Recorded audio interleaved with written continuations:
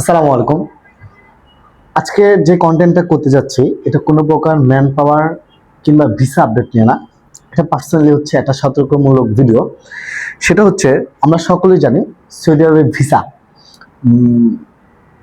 যে কখনোই এটা ডুপ্লিকেট বা কি বলে যে ফ্যাক বানানো যায় না। আমরা সকলেই জানি, কারণ বর্তমানে যে জেনারেশন একটা কি বলে যে কারো ঘরে ধরেন কোনো একটা পরিবারে মিনিমাম একজন না একজন পড়াশোনা করছে, এরকম সবার ঘরেই আছে। তো ভিডিওটা মূল কাহিনী আমি বলতেছি আপনাকে। দেখেন, এটা হচ্ছে সৌদি একটা সৌদিয়ান ভিসা, সরি সৌদির ভিসা, আর এটা হচ্ছে একটা ভিসা। এ হচ্ছে টোটাল দুইটা। একটু জুম কত দেখা যাচ্ছে? আচ্ছা, ওকে।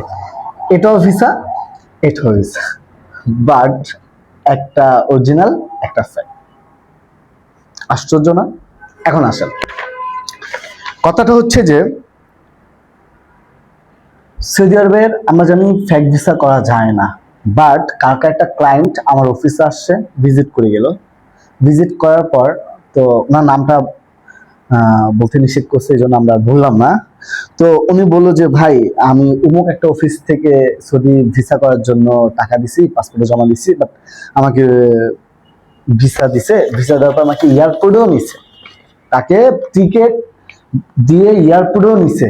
নেওয়ার পর 1 ঘন্টা পর নাকি তাকে আবার বের করে নিয়ে আসছে। চিন্তা করা যায় মানুষ কতটুকু প্রতারিত হচ্ছে আমাদের ধারা।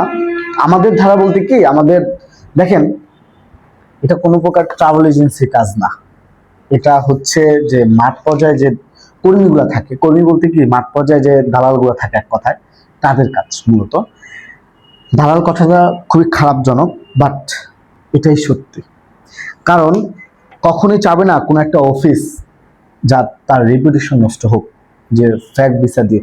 এখন সাপোজ ধরুন ফ্যাক ভিসা দিয়ে একটা অফিস কতদিন চুপ থাকবে, বা তার কাছ থেকে কত টাকায় নিল, 50,000 টাকা নিল, এসে 50,000 টাকা কতদিন খাবে, বা উনি পরবর্তীতে জানতে পারবে যে এটা ফ্যাক, তাহলে কি হবে? ওটা চিন্তা করে কোনো অফিস এই কাজ করবে না। কারা করে এটা? ধরেন মাঠ পর্যায়ে যে কর্মীগুলো থাকে তারা করে, কারণ গ্রাম অঞ্চলের যে লোকগুলা, এটাও যে ভিসাটা দিচ্ছে ফ্যাক ভিসা, এটা হচ্ছে গ্রামের লোক। এই ভিসাটার যে লোক, ওনার নাম হচ্ছে ধরেন রবিন। উনি গ্রামের ছেলে। তো গ্রামের ছেলেদেরই এরকম প্রতারণার শিকার হতে হচ্ছে।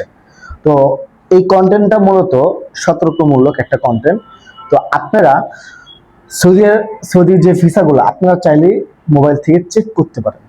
চেক করে আগে শিওর হবেন যে ভিসা দিল, অফিস ভিসা দিয়ে দিচ্ছে, কত খুশি ভাই। খুশি হওয়া যাবে না, আগে আপনি জাস্টিফাই করবেন যে এটা ফ্যাক নাকি অরিজিনাল, তারপরে আপনি খুশি হন।